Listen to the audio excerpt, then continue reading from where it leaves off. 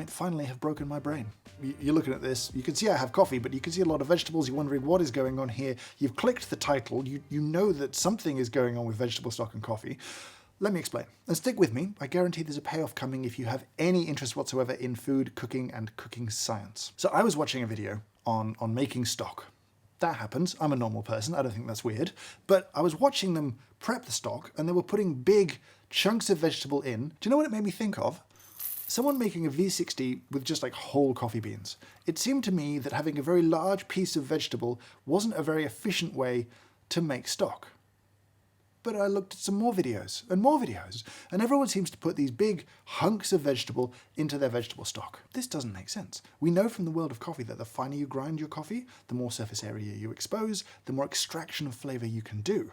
Right, that's key. Now in coffee, there's some flavor we don't want, right? But I would argue for the most part, in a carrot, we want as much as possible. A carrot is delicious. If I eat a carrot, I think that's delicious. If I eat a coffee bean, I don't think that's delicious. Right? You can taste some of the stuff that maybe you don't want to extract when you are brewing coffee. So here's what I'm thinking. Instead of just chopping big, ugly pieces of vegetable, what if we went finer and finer and finer?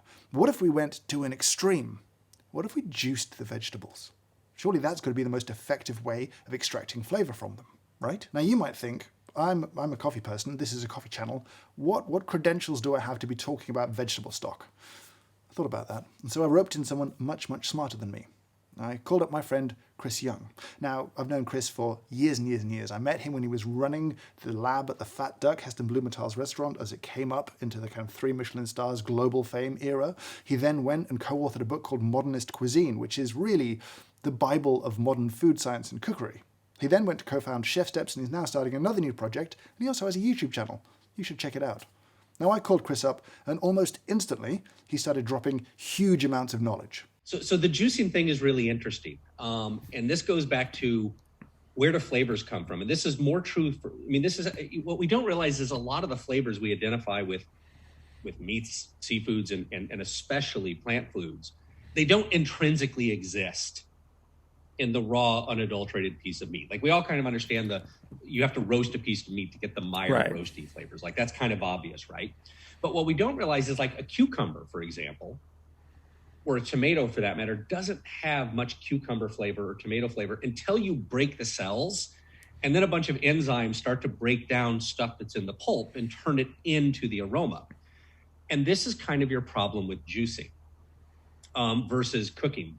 As soon as you juice it, you're going to get a lot of flavors that otherwise wouldn't be present in the stock because I put a big chunk in, I bring it up to a boil, and the enzymes are destroyed before the cells really rupture and they can create a lot of flavor. It's not to say that your instinct of shrink the surface area, use less of these stuff is invalid. It totally works. To the extent you're trying to adapt one stock recipe to this, you're likely to end up not very successful. I think to the extent you juice a bunch of components that go into stock and you blend them in different ways and taste and act like a winemaker trying to blend barrels and different varietals to come up with something that's good, I think you could get to something that could be really great. I personally think it will be pretty different, and you'll realize that this is kind of a vegetable stock, not like any other vegetable stock on the market. And in fact, it's delicious, but you kind of have to think of it with a different context than I'm trying to just come up with a cheaper way to make vegetable stock that's more frugal and less wasteful. Okay, so it's time to make some stock. I'm going to make 2 stocks here. I'm going to make a traditional version, and then I'm going to make a juiced version to compare it to. Now, obviously, Chris made me think that juiced version should be kind of inferior, even though it's technically more efficient, but we'll find out. Now, I need a baseline recipe. Right? I need someone's recipe that I think is emblematic of how the professional world has talked about stocks to the consumers in kitchens. And there's really no one better, I think, than Gordon Ramsay. He's a chefy chef, but he's also big into the cooking at home, so he should know how to make a good vegetable stock, right? This recipe is going to make me angry, and I'll explain why. 3 onions, peeled and roughly chopped. 1 leek, washed and roughly chopped. 2 celery stalks, roughly chopped. 6 carrots, peeled and roughly chopped. 1 head of garlic, halved crossways. A teaspoon of white peppercorns. A bay leaf. A few thyme, basil, tarragon, coriander, and parsley sprigs tied together. 200 ml of dry white wine and salt and pepper. Sensible enough, but Everything is roughly chopped. It's going to be big pieces of vegetable, and I can't imagine we're going to get the most out of them. Now, this is me just getting a bit angry, but seriously, how can you just say 6 carrots? Gordon, how big is a carrot, right? Is a carrot this big? Is it this big? Is a carrot this big? Because if I get 6 different carrots, my amount of carrots, my mass of carrots is all over the place. Now, people say I get a bit extreme for using grams for everything, but how else am I supposed to have an accurate and easily replicable recipe? Just give me the grams. Give me the grams, Gordon. So the technique is pretty simple. Once everything's peeled and chopped, it goes into the pan with 2 liters of water. We're going to bring it to the boil, simmer it for 20 minutes only. We're going to take the pan off the heat, throw in the herbs, throw in the wine, throw in a little seasoning, and then we're going to give it a stir and allow it to cool completely. Right, at that point, we're going to say it's done.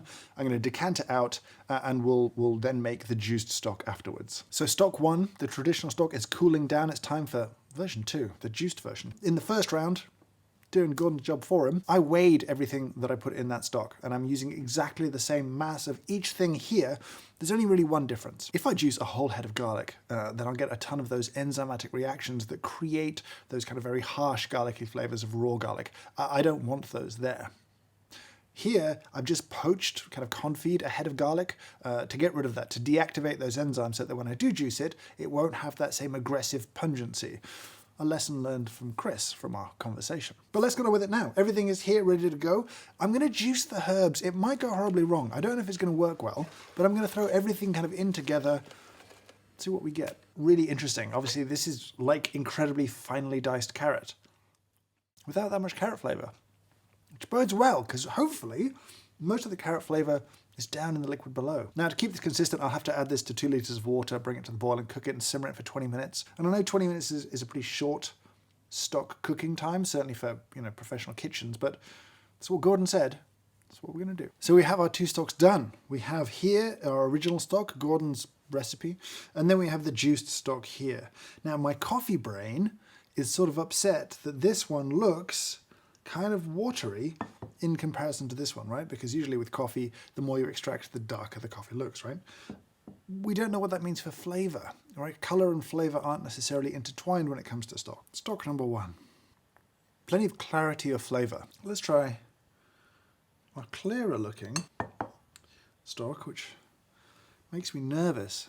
It won't have the strength of flavor. Shouldn't have worried about that. That just keeps going. Okay, that is a lot. That is a lot more intense. It's just packed full of flavor, almost overwhelming. It's not as kind of wonky as I would have thought, right? It's not like suddenly it's all leeks or it's all carrots. It's still actually pretty balanced. It's just a lot more intense. Now, there are, I think, some pretty interesting implications from this, and I think there is a path forwards. We'll talk about that after a short ad from this video's sponsor, which is Skillshare. Now, Skillshare is an online learning community full of thousands of classes for creative and curious people just like you and me. I use Skillshare to feed my curiosity about loads of different aspects of my life and my hobbies. There's tons of stuff on there about food and drink, but I also use it for things like photography and developing my skill set around taking better pictures.